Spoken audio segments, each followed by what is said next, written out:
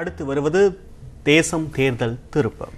தேர்தல் களத்தில் திருப்பத்தை ஏற்படுத்திய திகைப்பூட்டும் நிகழ்வுகளை விவரிக்கும் இந்த சிறப்பு தொகுப்பில் இன்று ஜெயலலிதாவின் அப்பல்லோ நாட்கள்.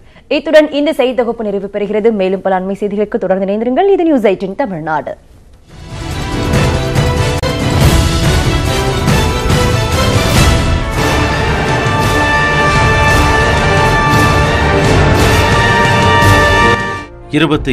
தேதி செப்டம்பர் 2016 ஆண்டு அன்று இரவு 9 மணி அளவில் அந்த செய்தி வந்து சேர்ந்தது. முதலமைச்சர் ஜெயலலிதா சென்னை அப்பல்லோ மருத்துவமனையில் அவசரமாக அனுமதிக்கப்பட்டிருக்கிறார். ஏன் அனுமதி, என்ன ஆயிற்று, எப்படி இருக்கிறார் என்பன போன்ற கேள்விகள் அடுத்தடுத்து எழுப்பப்பட்ட நிலையில் காய்ச்சல் மற்றும் நீர்ச்சத்து குறைபாடு காரணமாக முதலமைச்சர் ஜெயலலிதா மருத்துவமனையில் அனுமதிக்கப்பட்டுள்ளார் என்றும் விரைவில் குணம் பெற்று வீடு திரும்புவார் என்றும் மருத்துவமனையின் முதல் செய்தி அறிக்கை சொன்னது. முன்னாள் முதலமைச்சர் கருணாநிதி தொடங்கி பிரதமர் நரேந்திர மோடி வரை மூத்த மற்றும் முன்னணி தலைவர்கள் பலரும் ஜெயலலிதா குணம் பெற்று வீடு திரும்ப வேண்டும் என்ற தங்கள் விருப்பத்தை பதிவு செய்தனர். இன்று குணமாகி வீட்டிற்கு திரும்புவார், நாளை குணமாகி விடுவார் என்று ஒரே மாதிரியான செய்திகள் வந்தனவே தவிர முதல்வருக்கு உண்மையான பாதிப்பு என்ன, எந்த அளவுக்கு குணமடைந்திருக்கிறார் என்பன குறித்து எந்த ஒரு செய்தியும் அதிகாரப்பூர்வமாக வரவில்லை. அப்படி வராமல் இருந்ததே மக்கள் மத்தியில் பெருங்குழப்பத்திற்கு வழிவகுத்தது. குழப்பங்களை தவிர்க்கவும் தீர்க்கவும் ஏதுவாக முதலமைச்சர் ஜெயலலிதா மருத்துவ சிகிச்சை எடுத்து வரும் புகைப்படத்தை வெளியிட வேண்டும் என்று கோரினார் திமுக தலைவர் கருணாநிதி. அது பெரும் சர்ச்சையை கிளப்பியது. ஒரு பெண்ணுடைய புகைப்படத்தை எப்படி வெளியிடுவது என்பது தொடங்கி பல்வேறு விமர்சனங்கள் எழுந்தன. இந்நிலையில் லண்டனிலிருந்து சிறப்பு மருத்துவர் ரிச்சர்ட் ஃபீலே அப்பல்லோவுக்கு வந்து ஜெயலலிதாவுக்கு சிகிச்சை தருவதாக செய்திகள் வெளியாகின. அதனைத் தொடர்ந்து முதலமைச்சர் ஜெயலலிதாவை பார்ப்பதற்காக தமிழக ஆளுநர் வித்யாசாகர ராவ் அப்பல்லோ மருத்துவமனைக்கு சென்றார். பிறகு முதலமைச்சர் சிகிச்சை பெற்று வரும் அறைக்கு ஆளுநர் சென்றதாகவும் முதல்வரின் உடல்நிலை தேறி வருவதாகவும் ஆளுநர் சார்பில் அறிக்கை வெளியானது. ஜெயலலிதா உடல்நிலை குறித்து மருத்துவமனை அறிக்கைக்கு அடுத்தபடியாக வந்த முதல் அரசு சார் அதிகாரப்பூர்வ அறிக்கை இதுதான். இடைப்பட்ட காலங்களில் மத்திய இணையமைச்சர் பொன் ராதாகிருஷ்ணன், விடுதலை சிறுத்தைகள் தலைவர் தொல் திருமாவளவன் உள்ளிட்டோர் அப்பல்லோ மருத்துவமனைக்கு சென்று அமைச்சர்கள் உள்ளிட்டோரிடம் ஜெயலலிதாவின் உடல்நலம் குறித்து விசாரித்து திரும்பினர். ஆனால் ஆளுநர் உள்ளிட்ட எவரும் முதலமைச்சர் ஜெயலலிதாவை நேரில் பார்த்ததாகவோ அவரிடம் பேசியதாகவோ சொல்லவில்லை. ஆனால் காவிரி பிரச்சினை குறித்து அமைச்சர்கள், தலைமைச் செயலாளர் உள்ளிட்ட அதிகாரிகளுடன் முதலமைச்சர் ஜெயலலிதா ஆலோசனை நடத்தியதாகவும் டெல்லியில் நடைபெறவுள்ள கூட்டத்தில் வாசிக்க வேண்டிய உரையில் இடம்பெற வேண்டிய அம்சங்களை சொன்னதாகவும் அரசு தரப்பில் சொல்லப்பட்டன.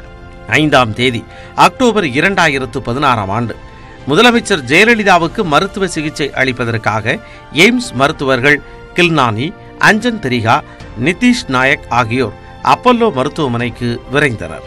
அது பற்றிய செய்திகள் வந்து கொண்டிருந்த பொழுது ஜெயலலிதாவின் மருத்துவ சிகிச்சை குறித்த புகைப்படங்களை வெளியிடுமாறு பொதுநல வழக்கு ஒன்றை தொடர்ந்தார் சமூக ஆர்வலர் டிராபிக் ராமசாமி. ஆனால் அந்த வழக்கு தள்ளுபடி செய்யப்பட்டது. என்றாலும் மக்கள் மத்தியில் எழுந்திருக்கும் குழப்பங்களுக்கு விடையளிக்கும் வகையில் முதலமைச்சர் ஜெயலலிதாவுக்கு தொடர்ந்து சிகிச்சை தேவைப்படுவதால் இன்னும் சில நாட்களுக்கு மருத்துவமனையிலேயே தங்கியிருப்பார் என்று அறிக்கை வெளியிட்டது அப்பல்லோ நிர்வாகம்.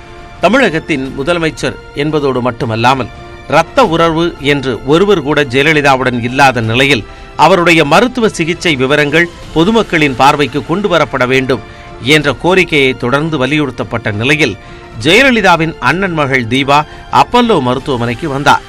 ஆனால் தான் ஜெயலலிதாவை பார்க்க அனுமதிக்கப்படவில்லை என்று பத்திரிகையாளர்களிடம் புகார் சொன்னார் தீபா. எய்ம்ஸ் மருத்துவமனை மருத்துவர்கள் அப்பல்லோவுக்கு வந்தது முதலே காங்கிரஸ் கட்சியின் பார்வை மாறத் தொடங்கியது. மத்திய அரசு ஏதோ உளவு பார்ப்பதாக சந்தேகித்தது. அதனை மூத்த காங்கிரஸ் தலைவர் சுதர்சன நாச்சியப்பன் பகிரங்கமாகவே பேசினார். அதன் நீட்சியாகவே முதலமைச்சர் ஜெயலலிதாவை பார்ப்பதற்காக தமிழகம் வந்தார் ராகுல் காந்தி. தலைவர்கள் வரிசையாக அப்பல்லோ மருத்துவமனைக்கு வருவதும் ஜெயலலிதாவை பார்க்கவில்லை என்று சிலரும் ஜெயலலிதாவை பார்த்தவர்களை பார்த்தோம் என்று சொன்னதும் மக்கள் மத்தியில் பலத்த சந்தேகங்களை எழுப்பின. இந்த நிலையில்தான் அப்பல்லோவின் அறிக்கையில் முதல்வர் ஜெயலலிதாவின் உடல்நிலை குறித்த அடுத்த கட்ட செய்திகள் வெளியாகின. நுரையீரல் பிரச்சனை, செயற்கை சுவாசம், நோய் தொற்று சிக்கல்கள் ஆகியன இருப்பதாகவும் பேசிவ் பிசியோதெரபி தரப்படுவதாகவும் அப்பல்லோ நிர்வாகம் அறிக்கை வெளியிட்டது. அந்த அறிக்கையை தொடர்ந்து மு.க. ஸ்டாலின், வைகோ உள்ளிட்ட தமிழக தலைவர்கள் தொடங்கி அப்போதைய மத்திய அமைச்சர் வெங்கையா நாயுடு, கேரள முதலமைச்சர் பினராயி விஜயன் வரை பலரும் அப்பல்லோ மருத்துவமனைக்கு வந்து ஜெயலலிதாவின் உடல்நலம் குறித்து விசாரித்து சென்றனர். அப்பொழுது ஜெயலலிதாவின் உடல்நிலை குறித்து பல்வேறு வதந்திகள் பரவத் தொடங்கின. அப்படி வதந்தி பரப்புவோர் மீது நடவடிக்கை எடுக்கப்படும் என எச்சரித்தது தமிழக அரசு. இந்நிலையில் நிர்வாக சிக்கல்கள் ஏற்படாமல் தடுக்கும் வகையில் முதலமைச்சரின் துறைகளை வேறொரு அமைச்சருக்கு மாற்றித் தர வேண்டும் என்ற கோரிக்கையை எதிர்க்கட்சிகள் வலுவாக எழுப்பின. அதனைத் தொடர்ந்து 11ஆம் தேதி அக்டோபர் 2016 அன்று முதலமைச்சர் ஜெயலலிதா வகித்து வந்த துறைகளை அமைச்சர் ஓ. பன்னீர்செல்வம் கவனிப்பார் என்று அறிவித்தார் ஆளுநர் வித்யாசாகர ராவ். அமைச்சரவையில் மாற்றம் ஏற்பட்ட சில தினங்களில் பாஜக தலைவர் அமித்ஷா, மத்திய அமைச்சர் அருண்ஜேட்லி இருவரும் சென்னை வந்து முதலமைச்சரின் உடல் நலனை விசாரித்து சென்றனர். முதலமைச்சர் ஜெயலலிதா மெல்ல மெல்ல குணம் பெற்று வருவதாகவும், விரைவில் குணமடைய ஏதுவாக சிங்கப்பூரில் இருந்து சிறப்பு மருத்துவர்கள் வரவழைக்கப்பட்டுள்ளதாகவும் அறிக்கை வெளியிட்டது அப்பல்லோ நிர்வாகம். சில தினங்களிலேயே முதலமைச்சர் பேசுகிறார் என்றும் உடல்நிலையில் முன்னேற்றம் ஏற்பட்டுள்ளது என்றும் சொன்னது அப்பல்லோ நிர்வாகம். ஒரு கட்டத்தில் எப்பொழுது வீடு திரும்புவது என்பதை முதல்வர் ஜெயலலிதாவே முடிவு செய்வார் என்றது அப்பல்லோ நிர்வாகம். பலருக்கும் வியப்பை கொடுத்த வினோத அறிவிப்பு அது. அந்த அறிவிப்புக்கு மத்தியில்தான் அரவக்குறிச்சி, தஞ்சாவூர், திருப்பரங்குன்றம் ஆகிய 3 தொகுதிகளுக்கும் தேர்தல் வேலைகள் தொடங்கின. முதலமைச்சர் ஜெயலலிதாவின் ஒப்புதலோடு வேட்பாளர்கள் அறிவிக்கப்பட்டதாக அதிமுக தலைமை கழகம் செய்தி வெளியிட்டது. அதிமுக வேட்பாளர்களுக்கு இரட்டை இலை சின்னம் ஒதுக்கும் படிவத்தில் அதிமுக பொதுச் செயலாளர் என்ற முறையில் ஜெயலலிதா மட்டுமே கையெழுத்திட முடியும். அதுதான் அதிமுகவின் அமைப்பு விதி. ஆனால் ஜெயலலிதாவால் கையெழுத்து போட முடியாத சூழல். ஆகவே கையெழுத்துக்கு பதிலாக அவரது பெருவிரல் ரேகை வைக்கப்பட்டது. அது இன்று வரை சர்ச்சைக்குரிய ஒன்றாகவே பார்க்கப்படுகிறது. தேர்தல்கள் நடந்து முடிந்த போது 3 தொகுதிகளிலுமே அதிமுக வேட்பாளர்கள் வெற்றி பெற்றனர். அந்த உற்சாகத்தில் அம்மா பேசுகிறார், அம்மாவே சாப்பிடுகிறார், அம்மாவுக்கான மெனுவை அம்மாவே தேர்வு செய்கிறார், அம்மாவே இட்லி சாப்பிடுகிறார் என்று அதிமுக செய்தி தொடர்பாளர்கள் பலரும் ஊடகங்களுக்கு பேட்டி கொடுத்து கொண்டிருந்தனர். ஒவ்வொருவர் சொல்லும் கருத்தும் ஊடகங்களில் செய்தியானது. அவர்களுக்கு உற்சாகத்தை கொடுத்தது. ஆகவே ஆளுக்கு ஒரு கருத்தை சொன்னார்கள். எவர் சொன்னதையும் எவரும் மறுக்கவில்லை. காரணம், சசிகலாவும் சசிகலா அனுமதித்தவர்களையும் தவிர வேறு எவரும் ஜெயலலிதாவை பார்க்கவில்லை என்றாலும் அதிமுக செய்தி தொடர்பாளர்கள் ஊடகங்களில் சொல்லிக் கொண்டிருப்பதை அங்கீகரிப்பது போல தீவிர சிகிச்சை பிரிவில் இருந்த முதல்வர் ஜெயலலிதா சாதாரண வார்டிற்கு மாற்றப்பட்டுள்ளார் என்றார் அப்பல்லோ மருத்துவமனை நிர்வாகி பிரதாப் ரெட்டி. அப்பொழுது அனைவரது பிரார்த்தனைகளாலும் தான் மறுபிறவி எடுத்துள்ளதாக முதல்வர் பெயரில் அறிக்கை வெளியானது. 21ஆம் தேதி நவம்பர் 2016 அன்று முதல்வர் ஜெயலலிதாவுக்கு இதய நோய், தொற்று நோய் சிகிச்சை தரப்படுவதாக அறிக்கை வெளியிட்டது நிர்வாகம். அப்பொழுது முதல்வர் ஜெயலலிதாவின் உடல்நிலை குறித்து வெவ்வேறு விதமான செய்திகள் பரவத் தொடங்கின. அவற்றிற்கு மறுப்பு கொடுக்கும் வகையில் அறிக்கை வெளியிட்ட மருத்துவமனை நிர்வாகம், முதல்வர் ஜெயலலிதா 90% தாமாகவே சுவாசிக்கிறார், அவருக்கு ட்ரக்கியோஸ்டமி சிகிச்சை தரப்பட்டுள்ளதால் சிறிய ஒலிபெருக்கியின் உதவியுடன் பேசுகிறார் என்றது.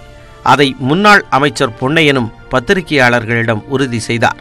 4ஆம் தேதி டிசம்பர் 2016 அன்று முதல்வர் பூரண குணம் பெற்றுவிட்டதாகவும் விரைவில் வீடு திரும்புவார் என்றும் ஊடகங்களில் சொன்னார் முன்னாள் அமைச்சர் பொன்னையன்.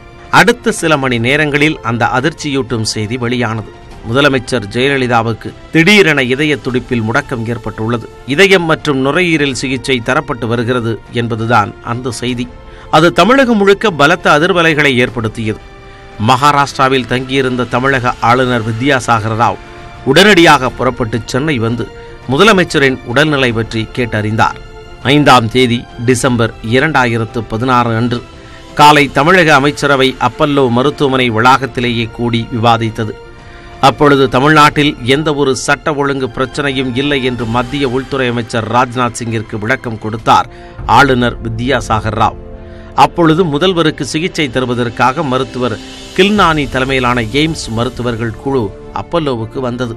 திடீர் இதய துடிப்பு முடக்கத்தால் முதல்வரின் உடல்நிலை மிகவும் கவலைக்கிடமாக இருப்பதாகவும், சுவாசம் மற்றும் இதய செயல்பாட்டிற்காக எக்மோ கருவி பொருத்தப்பட்டுள்ளதாகவும் சொன்னது அப்பல்லோ அறிக்கை.